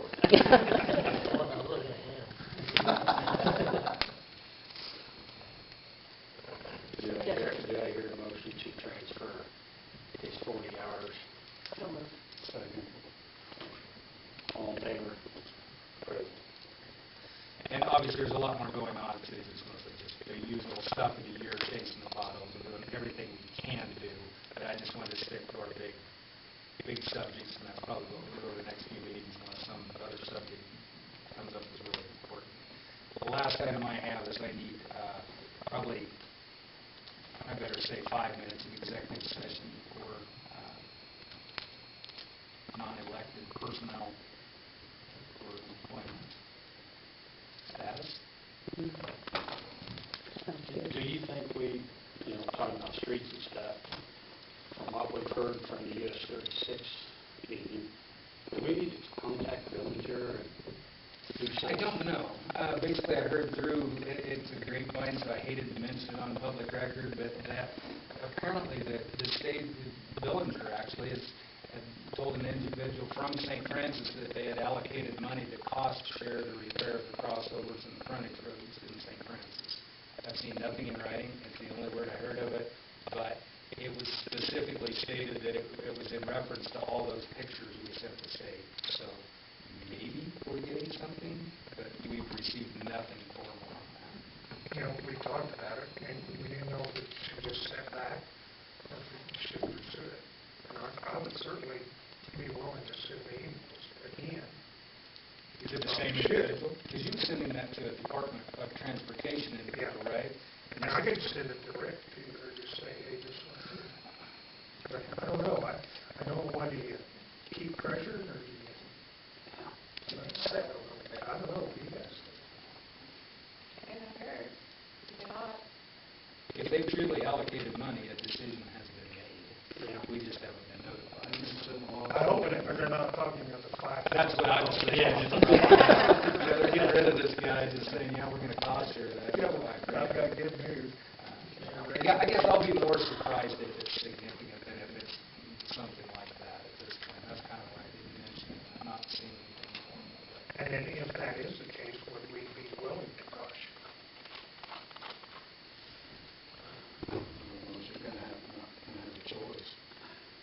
Trouble is coming up with the money now too, for everything else, but we do need to know if that is a fact. Unless we can tie it with the bond on the streets. You can, but you're gonna, you do your streets first, you use cost share with the state first. I mean, your taxes, that's the part. Maybe they can just do half of it. We'll do the other half. But, yeah, I don't know, do we pursue that? If it got out at 36, deal. I guess I don't think there's any harm in it. It's not like we're gonna damage the relationship we have with the state at this point. Well, if it's all right, I'll contact Rick first. I think I'd go to Rick and just give him a call and ask him, hey, this was mentioned, is this true? Yeah. Okay, I'd start with him. Yeah, I'd say that'd be okay. okay, that's good.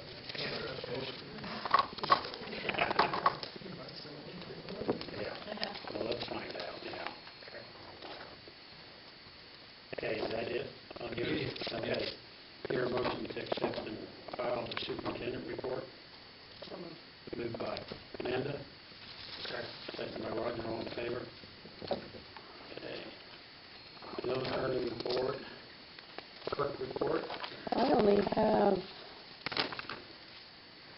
one thing. Katie Adalto, she runs this, it's called the Kansas Reading Roadmap Program. It was a special summer program for kids to help them with their reading skills. It was grant funded. She would like to have a lemonade stand on the city sidewalk in front of the art hub and the thrift store, and both of those have given her permission to do so in front of their places.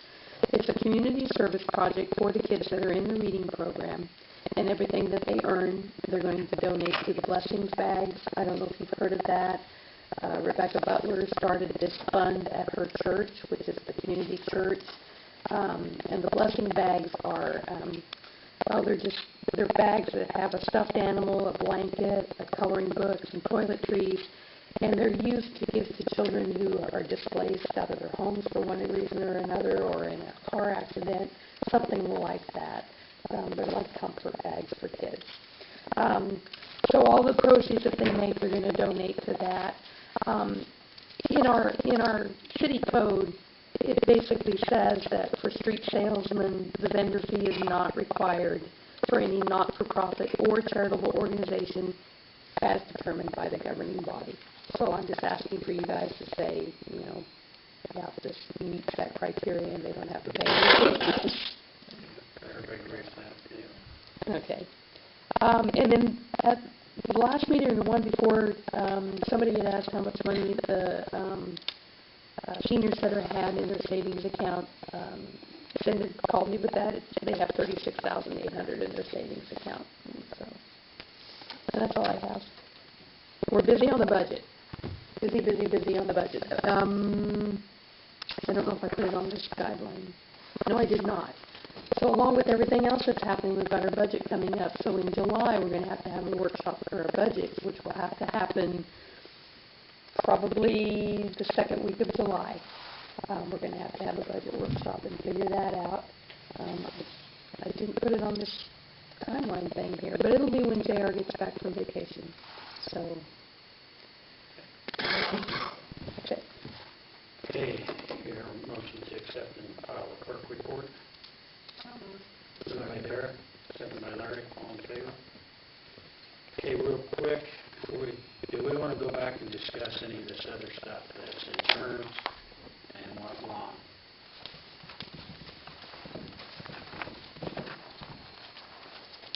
Well, the insurance, we have to adopt it as a group, right? And then whoever wants to participate goes through the group. Okay, so it's kind of like all of our other insurance that we offer to our employees as a benefit. If we have 3 employees sign up, just like we do for, I think it's a dental, or, yeah. So our dental program, we offer that already through Aflac. I think it's Aflac, but there has to be 3 people that sign up or nobody gets it. So it would be an employee benefit, like our Aflac benefit, like our, I'm drawing the blank, help me out, Jen, what's our other, yeah, vision plan, So it would just, that's what it would be, another employee benefit. But he made it sound like we could offer it to you guys, which I'm not quite understanding that part of it, because I don't know. I'd have to check with Angela to see if we can do, You made it sound like you do it separate from the city. yeah. It sounds like it's real formal on the group, it's just the acceptance and 3 minimum. Yes. It sounded like we would have to have our own Our insurance. insurance. Yeah, So we would have to put on there. Right, I've got- if you have. Yeah, I have insurance, and I want this additional coverage. If we didn't have the airmen ones, I think it would probably be somewhat appealing, just because it covers such a vast Right, area. I like that part. I like that Roger could be in touch with his kid, Yeah. have an ambulance ride or Yeah. a I actually flight. have to say, Yeah. I've actually looked at it, it's like a travel a lot, this is And here you're limited if Eagle Med or Life Team is available, if not. Which you're they're, limited. I think, what is their thing? I think if they're in the service area, it doesn't matter where you're at, but they have areas that are not covered, I think. I don't remember how they work, they have some maps that actually cover a lot more than what you'd expect. Mhm. But they have to But be anyway. the first available flight. I mean, if they're not available and you pick up this company up here in Kansas City or Wichita or whatever, you're at the mercy of wherever you happen to be. And I like this where Well, it's there's no like cost that. there, or down to the city to allow them to operate, if you don't come up with 3, then you don't have it. That's Can what we I at was least thinking. check with the auditors to make sure that it's available to the council, and then maybe just kind of question to see if there's even, if there's not 3 people interested? Oh, I think there'll be 3 people Okay. interested So for then- the employees. I'm pretty sure we won't have any problem meeting the group number for that. I mean, I'm looking at it thinking, yeah, I think I'll do that, just because it's affordable and, Yeah. I've actually made offer and check with the auditors on the council, and probably need a motion. Well, and once we're actually in that group, once you have 3 in, those people who have the Eagle Med and the other one, on their renewal time, they could go with this instead and have further coverage. It shows- Sure. yeah. So the, So the renewal's actually coming up for our Eagle Med in September, yes. This is perfect timing for that because our other, I think the Life Team also. Now those, just so you know, those are not an employee benefit because employees, it's not a payroll deduction, they just pay for it themselves. This would be a payroll deduction, which is not a big deal for me to create one, but that's the difference in it, and they'll pay for it out of a payroll deduction, but I will check on that, whether you guys can do it. I think it's worth investigating, do it online and research a little bit. Yeah. I'd make a Sure, I motion. could sign a 3-year deal with that. With Eagle Med? For both of them. Yeah. Yeah, Both of them. 'Cause there was a heck of a rate, it might have been a 5-year too. yeah, or something like that, which is, at my age, it makes you want. I had to buy one. Magazines. Okay, well, I hear a motion that we go ahead and offer it out there to the employees, and we'll see how it falls into place and who's interested, and we'll go from there. Yeah, I'll move. Okay, it's been moved by Amanda. Second by Darrell, all in favor? Approved. Okay. Now, real quickly, going back, in order to get this stuff maybe somewhat resolved on Ron's, what's everybody's thoughts? from the standpoint of them having to deal with it, if you offer it to one, you've opened a can of Oh, I worms know of it. so many different things, and it's just simply a fact of the matter. I don't proclaim to judge him in any way for asking it, but that is a can. That white payment deal causes nothing but trouble any, if we aren't started on it. That's exactly it, and the late fees, just, that extension policy has nothing to do with being late on the 15th, as I tried to explain to him, so. I just find it hard to believe that he spends $60 a month on his oxygen, and his total electric on this was $85. So his electric is only $25 a month. I know it's a small house, but I thought his water bill was Jim, do you have any input on that? I would just say, in all the years I've worked there, I've never, except for Ron, had anybody complain about their oxygen costs. And we have a lot of people on oxygen. And so, And he did ask, 3 or 4 years ago, he asked for the same thing. I kind of remember that, and I just, with other customers, some of them do have concerns when the power goes out, but they all know to go to the hospital. We even have one customer in town, as far as that goes, that the minute they found out they were going to go on oxygen, they were enacting the regulations to put in a Generac, because they knew they needed that for their health. So, I think it would be hard, because I'm not really sure, and I didn't look at the figures that he gave you, and I can look at it tomorrow, but I don't know if he's including the $9.75 meter fee in that too, but you have to remember, if he is, part of your electric dollars on your bill is $9.75 meter charge, that's not even usage. So, Is that $20, is that, if you get an extension, you have to pay $20 even if you get an extension? Yeah, so the way that it works is your bill is due it's actually, according to our code, due on the 1st, and then you have 15-day grace period, basically.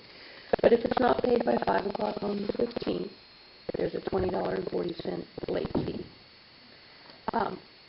for everybody. If you don't pay by the 25th, you get shut off. So this extension is so that people who are facing that can come in and say, well, I can't pay by the 25th, I need a 10-day extension. Then we can give them up to 10 more days to pay, and we won't have to shut them off and reconnect and all of that. That was the point of the extension policy. If we try to create, in my opinion, an extension policy for what he's requesting, everybody will be calling in on the 14th and saying, "Oh, we'd be late." No consequence. We already had one in here, 6 months ago, about these late fees too, and we didn't change it for them. I don't think we should. I And, just don't feel like that's And the that right was thing because to the do. Social Security check came on a certain day. Well, yeah. I agree with you guys, I think you can be sympathetic, but you're not only gonna open it up to these kind of situations, but what else? Everybody. We've got a lot of people that just play that constant for the disconnect. I don't know how many people are running to the city office because the guys are there to disconnect. It drives us nuts. I mean, the amount of time that we waste on some of these accounts is really ridiculous. It should be $100. I mean, it really is. I mean, you spend a tremendous amount of your time on very few accounts.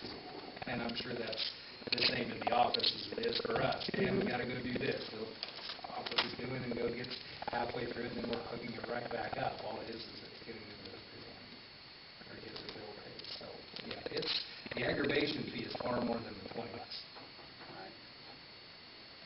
Okay, so everybody agrees to leave it just the way we have it. So do we write to him a letter, or what do we do to respond for, I can call him. okay? Just say we've got to leave things as is. Okay. and I should say too, you guys may not be aware, there are avenues in town for people who are struggling with their utility bills. There are groups that will help. And we always try to tell people, have you checked, there's the Salvation Army and there's some other ones in town. So we always do try to make sure people know that there are, especially if they're struggling for 1 month. So we really try to make sure that we get that out there to them too. Now, sometimes we have customers that overuse those people, and then they can't get help again until the next year.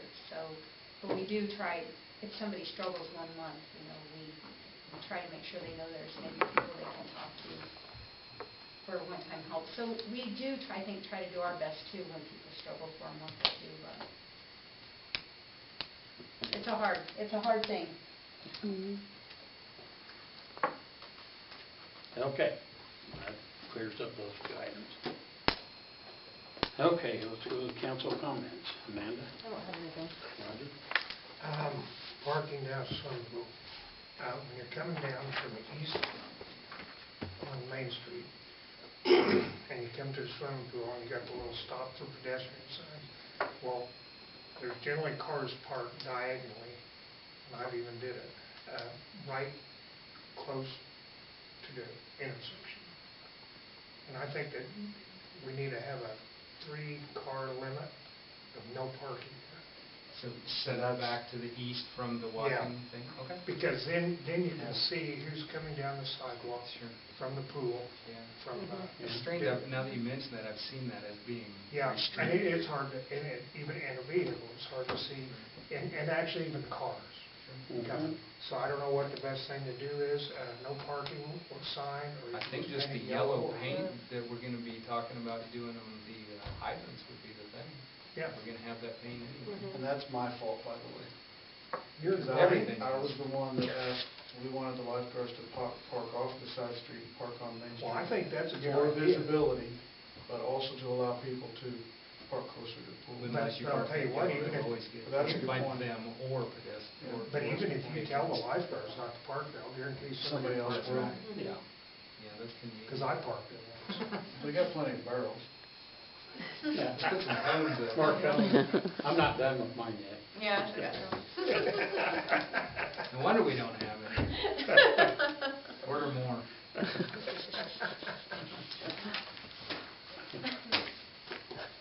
Okay, Dara. I know we weren't here last weekend, but I've heard great reviews, Thank you. so, Yes, on the How concert. many and- people? that was a hell of a deal. I've had 7 people tell me, including the drummer, who has amazing how he can calculate people. He said there was 1,000 people.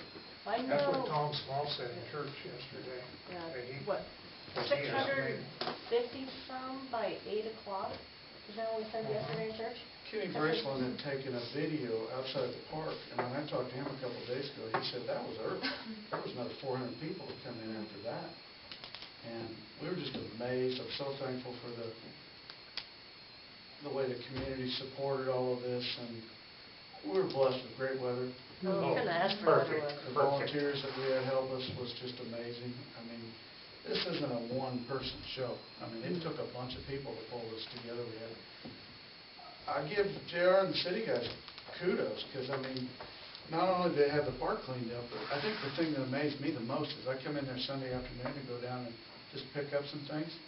I picked up less than a quarter of a trash bag. The park was amazing. You know, most people are really good about our park. Yeah. And I think they see how well it's groomed and how nice it is. That- They just don't leave trash. That night, I had multiple comments about how good the park looked. We were very fortunate that everything just came together. I mean, we had people help us when we needed it. And we're looking to build on this and to keep an organization, or keep an event like this going every year. We've had multiple people tell us that they like the fact that we tied it in with alumni, because a lot of people that are in town for alumni don't have lodging. But then we had tons of people from out of town. Well, yeah. Yesterday in church, I don't know if you took it that way, but I took it a little personal too, about the fact that the city provided such a nice facility. And to be able to use it, the man shell and park. Yeah. That's something we want to address. We want to look at some issues with the band shell long-term. If that was any indication as to seeing it utilized, that's by far the best Yeah. utilization in the time I've been here, by far. God, you were even there. Hmm? You were even there. He usually don't go to those. He was incognito. Well, he spent part You of the didn't know who he was. night across the street. I saw him, but I thought maybe he was looking for me or something, so I tried to chase him down, he just, poof, went away. Well, the group I sat with were from Cheyenne Wells, Kobe, a couple from Kobe, a couple from Cheyenne Wells, and 2 from Goodland. We Two had couples from Goodland. Imperial, Ray, Atwood, Colby, Goodland. We had some friends come down from Parker, Colorado. There was people in, and I don't even know, I haven't even heard where they come from. By the way, the band is pretty good too. Yeah. Yeah, the people I was with were from Imperial and Ray. Couple quick stories. There was a gentleman that walked in towards the beginning of the concert. Don't say anything about this, please. This is, I honestly thought that the gentleman was homeless. I prejudged. got to talking to him. He was on his way into town on a motorcycle. He wanted to pitch a tent in the city park. He was on his way to help his daughter out in Colorado. He'd come down, heard the music, and come over, sat down on the grass, and was just jamming all night. Super nice guy. Multiple people talked to him. That was just one story. We had a couple people who were up at the roadside park, see it on the sign, and come down.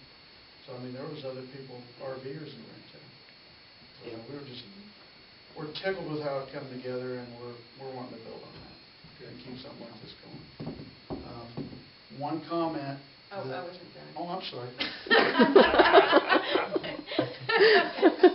No, all I was gonna say is, yes, the parks and everything look great.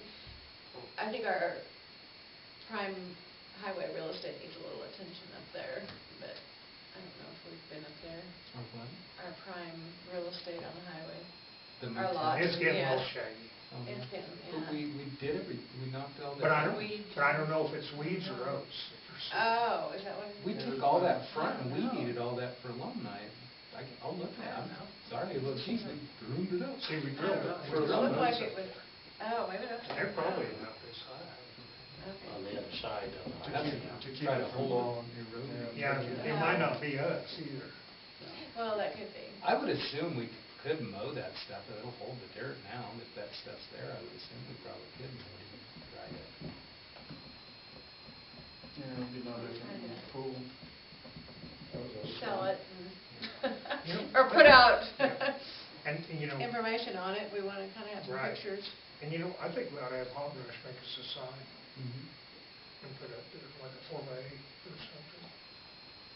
Oh, on the motel Yeah. property? Yeah, For development. yes.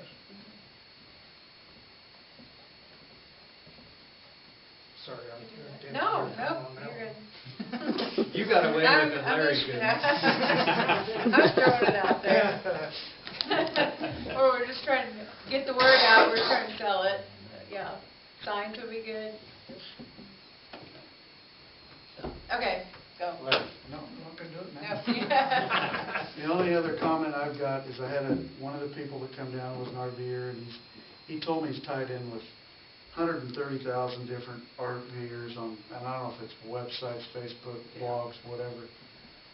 The one comment that I keep hearing is that we're too high priced, and that's something we probably ought to address at some point.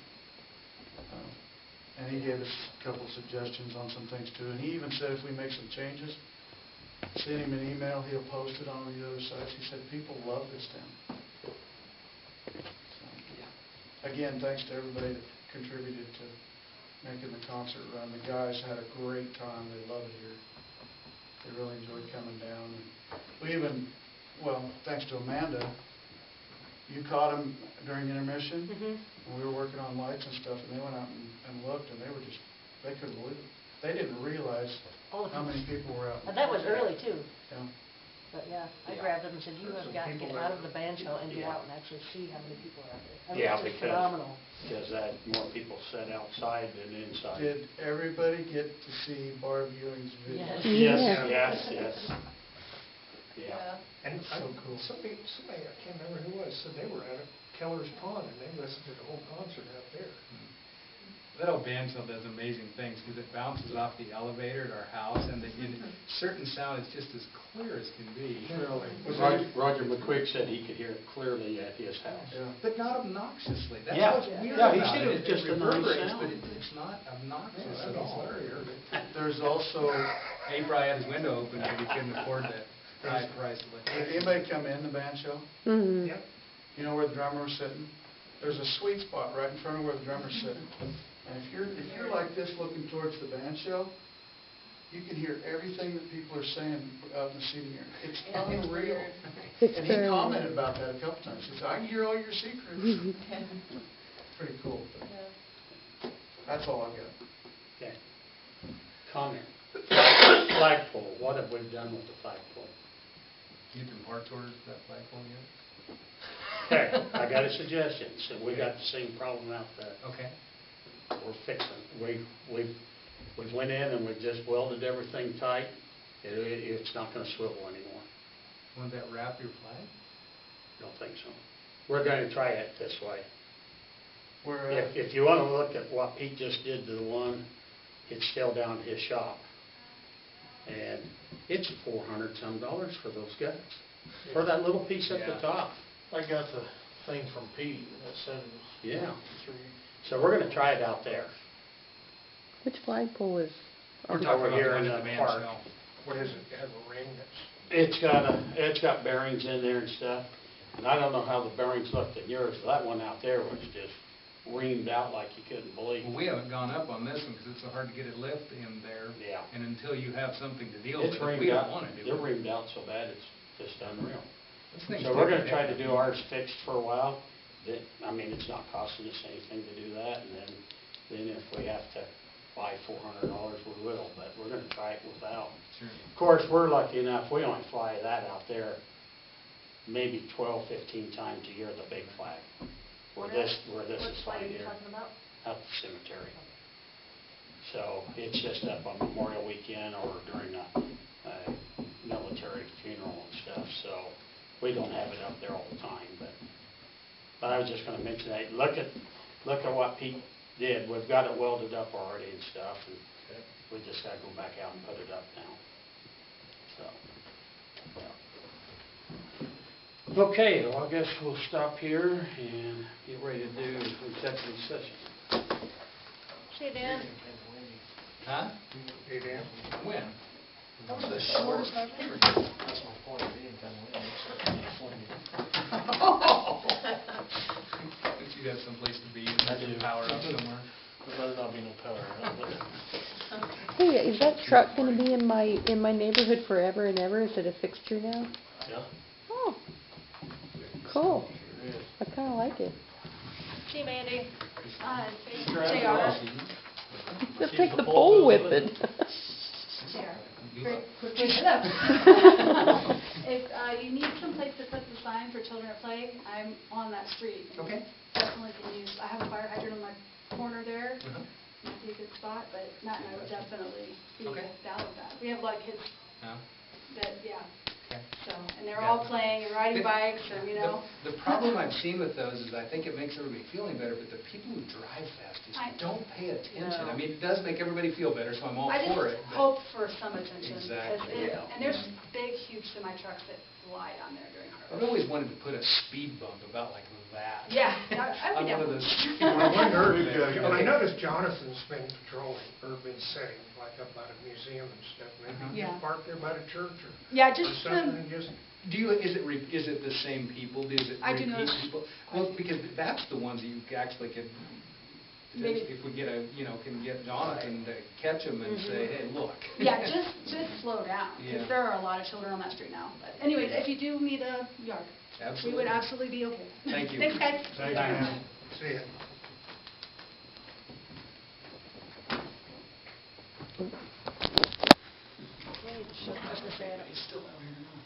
I keep hearing voices.